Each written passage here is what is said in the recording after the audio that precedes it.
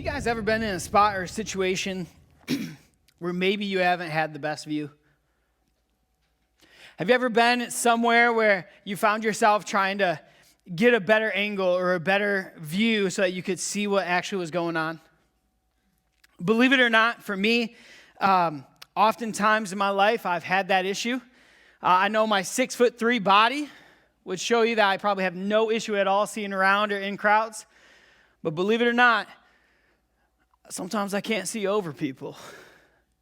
But what's crazy to me is this, is that as a father, I've been learning this thing lately of when I have my two boys and when they want to see something, they ask for one thing for daddy to do. And they hold up their arms, and what do they say? Pick me up, right? Or daddy up, daddy up. And you pick them up, and I don't know, like, if you've seen, my two boys are built differently. One, my oldest one, is like a string bean. It's like nothing to him. But my youngest one, like, he's a linebacker. You know what I'm saying? Like, he's sturdy. And like, not just sturdy, he like sturdy. You can't knock him down that easily. And when he wants to get up, it's like a workout. You pick him up, not just your back, because you're going to throw that out. You got to use your legs, engage your core. And I remember picking him up, and last night even, he wanted to ride on my shoulder, so I pick him up, and I put him on my shoulder so that he can see. And when I'm walking with him or when I'm standing in a crowd with him and one of my boys is on my shoulders, it gives them a different perspective, right? They can see things differently. It allows for a better line of sight, better angles to see what's going on. It gives them a different perspective than all the others around him. But here's what's interesting. Not only does it give a different perspective, when you put them on your shoulders, their whole posture changes. Hear me on it. When they're standing there and they're trying to see what's going on, they may be standing there and trying to stand on their tiptoes, right? They may be standing there and they're possibly trying to jump as high as they can just to get a half a second look, another half a second look. Or they might be standing there, and maybe it's just my boys, but they're pushing everybody else around them so that they can move towards the front. But when you put them on their shoulders, their posture is different. Because when they're on my shoulders, they're a little bit more relaxed, and they're sitting. When they're on my shoulders, they're more attentive. They're not fighting. When they're on my shoulders, they're observing, and they're taking it all in. You see, their posture is different. And maybe, just maybe, their posture and how they see the life unfold around them makes a difference in their life and what they see. Maybe their posture makes a difference. If you have your Bible, or if you have your phone or iPad, or maybe you brought your desktop computer, I don't really know. But would you just turn to Luke 19 with me real quick? This is probably a pretty familiar story. If you open it up, my header, Luke 19, it just starts out in the very first, the header, the big bold letter says Zacchaeus, the tax collector.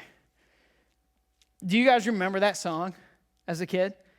I asked Josh as we were heading closer to this, I was like, Josh, I think for your last worship song, you should sing Zacchaeus. And he was like, no. I go, okay. I mean, I'm not singing it, but you could. But Zacchaeus. And for the most part, we probably remember that song a little bit, right?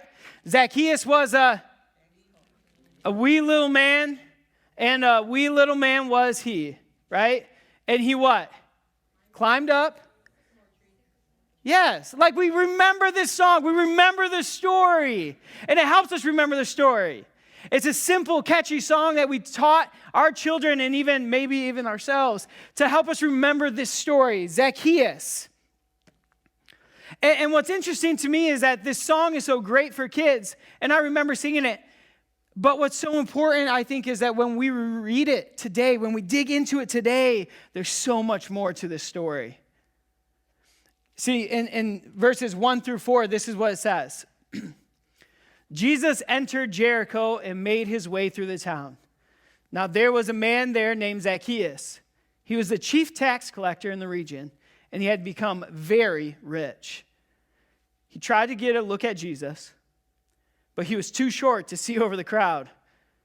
So he ran ahead and climbed a sycamore fig tree beside the road, for Jesus was going to pass that way. Now here's what's interesting. There's a few things here. Jericho, a very rich, very prosperous town. We've talked a lot about Jericho these past few weeks, I feel like. A lot of our stories have been either passing through or around the city of Jericho. It's this rich, prosperous, well-known town. It's a place where people with money have resided. It's a very, very well-off and well-known town. And it's on the main road to other cities. So a lot of people would use this road and pass through here to get to other places. And right away, it says we get introduced to this man named Zacchaeus. It's second sentence in. We get introduced to Zacchaeus. And it says he was a tax collector, and we know that, right? Tax collector.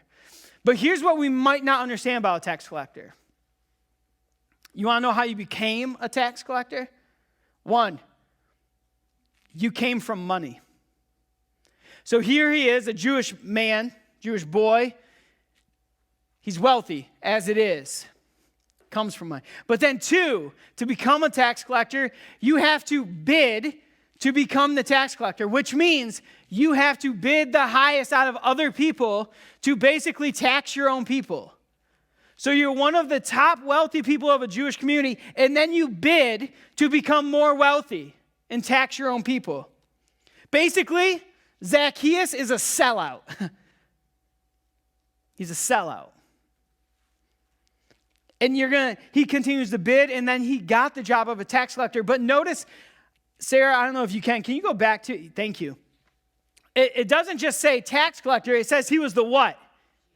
Chief tax collector. Some other translation says he supervised the other tax collectors in the regions. So not only is he a sellout, he's like a sellout of sellouts. He's like the biggest sellout because he oversees other tax collectors. Now think about that real quick. Here this Jewish man is. He bid to tax his own people, and he's the chief tax collector. I wonder how much love Zacchaeus felt on a daily basis. And let's also not forget that most tax collectors, when they sat in their booth, they'd sit alongside the road. And here's what's so unfortunate, is that when they sat on the side of the road and they set up their booths, you would come passing by them. And the Romans would say, okay, you have to tax them whatever this set amount. And you'd have to tax the people that set amount. But as a tax collector, anything above that I want to charge as the tax collector, I could. There's no regulations. There's no rules. So you could be heading to the city with money to make sacrifices. I could tax you for everything you have. There was no rules. He's a sellout. He's widely hated. But here's what's so interesting.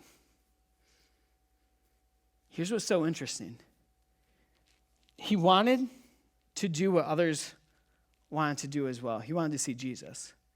And it says he couldn't. So he goes ahead and he runs and he climbs up a tree.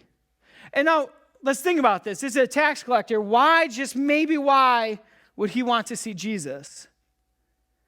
Perhaps he'd heard about Jesus and that maybe Jesus accepts people like him. Let's not forget who some of Jesus' disciples are, right? Fellow tax collectors and people who don't like tax collectors. So maybe he heard that Jesus accepts people like him. Maybe perhaps Zacchaeus felt that there was hope that he could be accepted for once in a long time. Perhaps Zacchaeus wondered if someone would see him again for him. and not just the hatred of the job he chose. I also want to point out something that's very intriguing to me. I want to point out that it's interesting that Scripture notes here that Zacchaeus is a short man. It's a physical characteristic.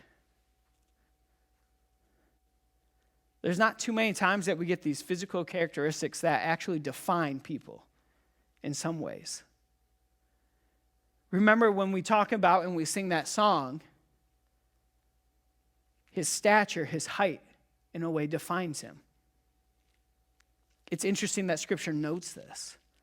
Because growing up, not being the tallest person, I remember the frustration that I had when people would mock me or tease me. I remember the frustration that I would have when I couldn't see or engage in certain stuff that other people could. I remember those emotions. And maybe, I don't know, maybe you can imagine the mocking of Zacchaeus as he grew up that has just been stuffed down and stuffed down and stuffed down. The teasing, the bullying that he endured.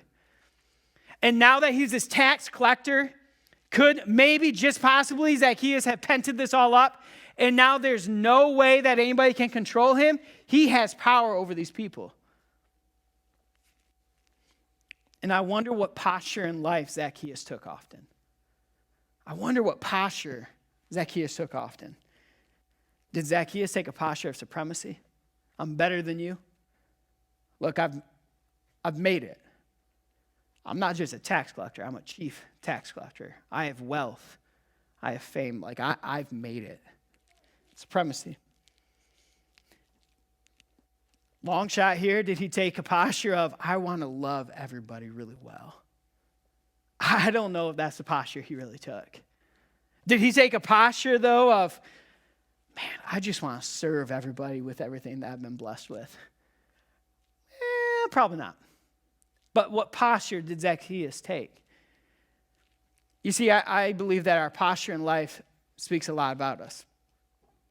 Because here's the reality. When our posture is from the gospel, we live as Jesus to the broken, the hurting, and the searching world. When our posture is from the gospel, when the posture is that of Jesus, we truly live then and reflect Jesus to the broken, the hurting, and the searching world. What posture are we taking? And in this story, whatever posture Zach usually takes here, he changes it. Remember Zacchaeus. He wanted to see Jesus. So what did he do? He ran ahead and he climbed a tree. Now let's put this into another perspective. Let's understand the context and the setting of what's going on here. He climbed a tree. A grown man ran ahead to climb a tree. This is not just a normal grown man. This is not like a youth pastor grown man. This is like a wealthy grown man, a well-known grown man. And he climbs a tree. Can you imagine people's thoughts when they see Zacchaeus climbing a tree? They think, oh, he's really lost it now. Because he's doing something that is absolutely crazy.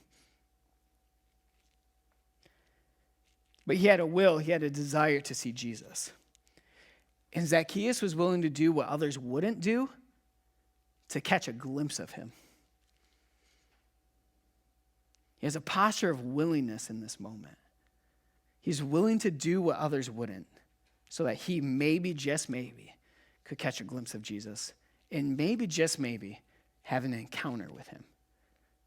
His posture is that of being willing. And what I love here is Zacchaeus, I think, goes back to his little childhood days. He's probably climbed a tree hundreds of times before as a little boy. You can hear his mom saying, Zacchaeus, be careful. You're going to break your arm, right? And half the time when I was a little boy and I was climbing trees, my mom was like, just don't do anything stupid, Kyle. And then I did something, stupid.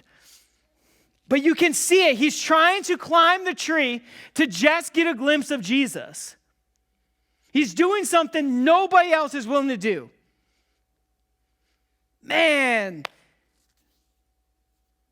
what would it look like? What would it look like if we were willing to do something that others wouldn't, just so we could get a better glimpse of Jesus in our own lives? What if we were willing to risk being mocked, being teased? What if we were willing to do something that others wouldn't do, just so that we can get a better look at Jesus? Zacchaeus, he totally risked it all. He was not hesitant.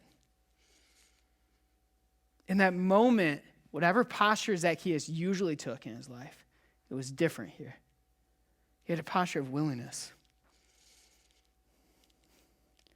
And look what happens. 5-7. When Jesus came by, he looked up at Zacchaeus and he called him by name. Zacchaeus, quick, come down. I must be a guest in your home today. Zacchaeus quickly climbed down, took Jesus to his house in great excitement and joy. But the people were displeased. He has gone to be a guest of a notorious sinner, they grumbled. Whew. Here's what I love. Go back one slide, Sarah. By the way, this is a timeout pause. I'm thankful for our audio slide people that can keep up with me, by the way. That's a huge shout out because you guys are great. Okay, time in. So, Zacchaeus, Jesus calls him by name. Did we catch that? It doesn't say that Zacchaeus and Jesus have gone back 10 years plus. It doesn't say that they've hung out multiple times. This is what would be known as Jesus walking by, and he knows Zacchaeus by name without even meeting him before.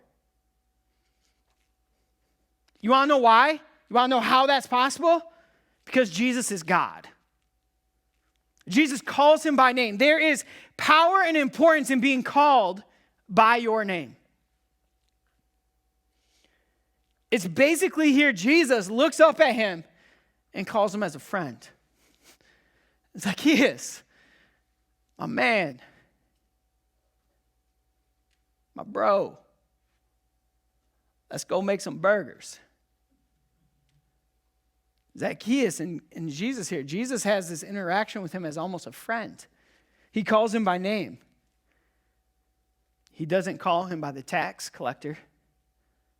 He doesn't say, hey, chief tax collector. He doesn't insult him. He doesn't call him by a name, by a title. He doesn't call him by an insult that I'm sure Zacchaeus has heard hundreds of times. He calls him by name like an old-time buddy. And remember that it tells us that God calls us and he knows his sheep by their what? By their name. Jesus calls Zacchaeus by his name. No matter what Zacchaeus has done, no matter what Zacchaeus was doing, Jesus called him by name. And maybe there's a reality for some of us today, no matter what we have done in life, God knows your name. No matter what you are doing right now, maybe you struggle, temptation, sin that you may be living in, God calls you by name back to him. No matter how bad, how broken, how hurting, confused, or misled you may be, God calls you by name. He calls his sheep, his children, by name. And he knows them by name. And Jesus calls Zacchaeus out from the tree. Christ calls us out from places. Christ calls us out from the places and into his presence. He calls us into his presence. He calls us to experience him. He calls us from being in the trees, and now he calls us to be at his feet with him. Jesus calls Zacchaeus to be with him. And what I love about this is Jesus invites himself over. Jesus doesn't say, hey, Zacchaeus, you think it'd be cool if I came and hung out for a little bit? He's like, yo, I'm going to your house. We're going to have a party. We're going to have dinner together. He doesn't ask. He just invites himself over. Why? Jesus is inviting. His posture, Jesus' posture is inviting. It's welcoming. His posture is of love. He doesn't want to preach to him. Jesus wants a relationship with Zacchaeus. He wants a relationship with Zacchaeus. And it's radically countercultural. Radically countercultural. He accepts and he eats with the outcasts. We see this over and over with Jesus. He not only talks with the outcasts, but he eats with them. He dines with them. He has relationships with them. And Zach here receives Jesus. And let's also be aware here. Let's also be aware that the world, it says that everybody around him looked at what Jesus was doing. And they said they grumbled. In some other translations, it says they started to talk amongst themselves about what is he doing.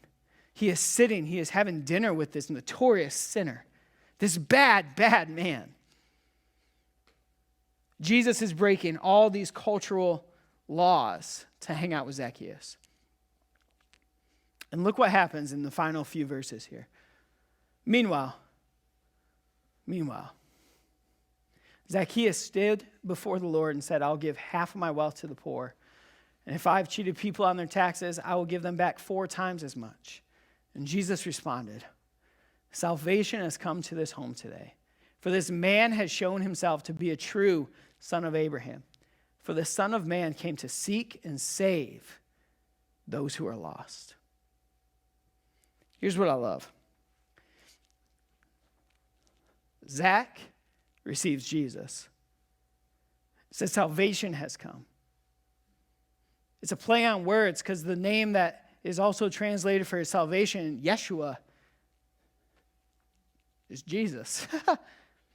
So basically, Jesus has come, so salvation has come, and Zach received Jesus.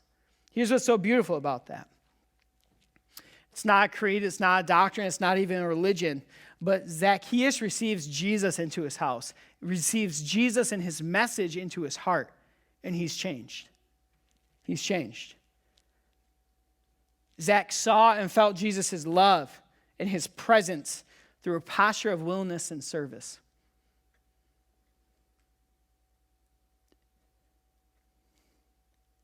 It's so incredible to see how joyful this sinner was to receive Jesus, but it's so incredible to see how joyful Jesus was to receive this sinner. Jesus doesn't look at him and shake his head and start to criticize him. Jesus welcomes Zacchaeus into his presence, and Zacchaeus welcomes Jesus into his presence. In the midst of all of this, we're not told how long necessarily this encounter is. We're not told how long Jesus and Zacchaeus are hanging out. But we do know that the world, everybody around them, continues to talk. We do know that they're judging Zacchaeus and even possibly judging Jesus in this encounter. But what's so amazing about this story is a lost man is saved. Zacchaeus is saved. And I think that after this, Zacchaeus had a different posture in his life. I believe that Zacchaeus, after this encounter with Jesus, lived differently. I don't think he could go back to living how he did before. I truly believe that Zacchaeus had a different posture, a different heart set, different mindset. And I love these last 2 verses, verses 9 and 10. I love it. Salvation has come to his home today, for this man has shown himself to be a true son of Abraham. Pause. Remember, Zacchaeus was a Jewish boy, right? But when he bid to become a tax collector, when he became a tax collector and a chief tax collector, more than likely his closest friends and family disowned him. Essentially, what they were trying to do was kick him out of the family of Abraham. How can you be a Jew but yet tax your own people? You're working for the Romans. You can't be a true son of Abraham. They would essentially in some ways disown, like there is this emotional tie when Jesus says that you truly are a son of Abraham. Jesus brings Zach back into the family. Woo!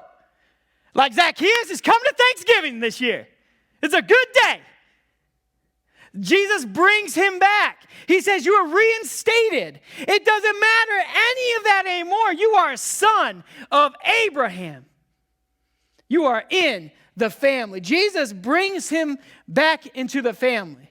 And with that, you can imagine that there must have been in that moment, Zacchaeus, to feel a new sense of worthiness in the presence of the Savior, a new sense of value and purpose for his life. Again, Zacchaeus' posture, I am positive, changed after this encounter.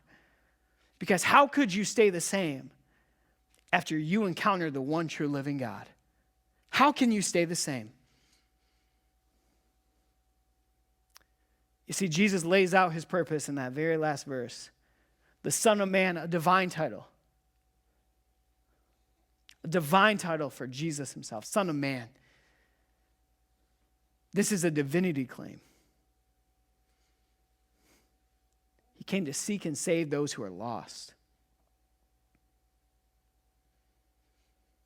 Jesus' purpose was that. It doesn't matter how lost you might be. It doesn't matter how broken you may be. It doesn't matter how dirty you may be. My one purpose, he says, is to seek and save. I will find you and I will save you. If you are lost, you will be found and you will be brought back. As I started to think about this story, I started to ask myself, what was my posture like in life? And what's so intriguing to me is I remember a time in my life where, to be flat out honest with you, my posture towards God and the church were very bad. There was a season in my life where my posture towards Christians and the religious people was a posture of actual anger, disgust, and frustration. It was a season where I felt counted out. I felt outcasted. I felt left behind, and I was hurting. And you see, the hardest part about it was, in that season, when I felt that way, it wasn't even necessarily due to my circumstances. But it was actually due to some of the people who I looked at as a reflection of the church. I think if we're being honest with ourselves, one of the hardest things in this world, and I've experienced it, is I've been hurt by the church.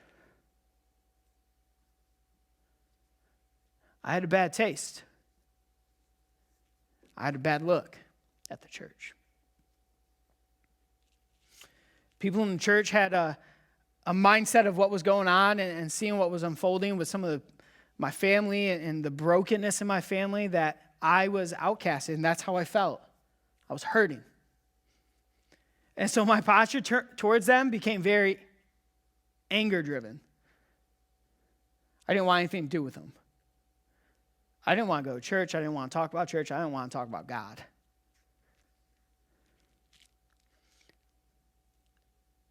But then Jesus laid my name on someone's heart. And they showed me the true heart of Jesus. And here's what I mean by that. They extended grace to me, even when I was angry. They extended love to me, even when I probably didn't deserve it. In reality, they weren't even extending these things to me. They were extending Jesus to me. They were extending Jesus to me.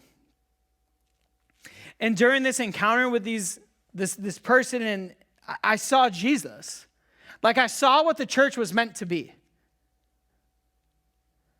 I saw what the church was meant to be. I still had questions. I still had some emotions. But what's so beautiful is this person looked at me and was like, yeah, that's cool. You can have questions. You can even have doubts. Jesus is cool with it. He just says, like, hey, just come to me and ask. It's cool, Kyle. It's cool. I saw Jesus. I saw Jesus. I saw Jesus in their posture of grace, their posture of love and acceptance for me. Even as I was still waiting in my posture of being negative. One of my, very good author, Jackie Hill Perry, puts it this way, is that the way to heal from being hurt by the church is through the church actually being the church. Because when the church is at her best, she is beautiful. She is beautiful. You see, through this encounter, through this relationship, I discovered a truth for myself. And what I discovered a truth of what Jesus is that nobody is hopeless when Jesus is around. Nobody is hopeless when Jesus is around. And through that, I started to realize I could change my posture. I could change my posture. When we live our lives with a posture that is of the gospel, it's a posture of Jesus to the broken, the hurting, and a searching world. As we close today, I don't know where you might be. I don't know what posture you might have in life right now.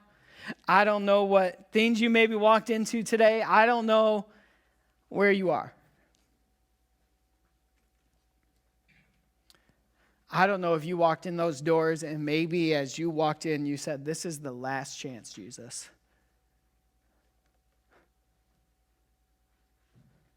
I don't know. But what I do know is that we serve a God whose posture is a posture of love. We serve a God whose posture is of grace. We serve a God whose posture is just come to me. Just come. Maybe you feel like you've been mistreated. Maybe you feel like you've been passed over. Maybe you feel like you've been broken and hurting. Maybe you need to hear that Jesus sees you exactly where you are, and he wants you. He invites you to come back into his presence, to come out of that tree and come into his presence. Jesus wants you. He wants all of your mess. He wants all of your brokenness, all of your emotions. Jesus wants you so that he can show you his posture and his love that he gives.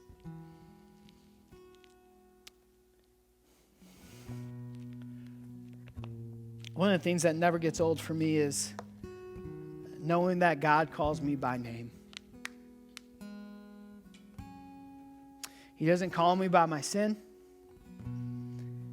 He doesn't call me by my mistakes. He doesn't call me by my moments where I made the biggest mistakes in my life. He doesn't call me by anything besides my name. And the adjectives he puts before my name sometimes, beloved,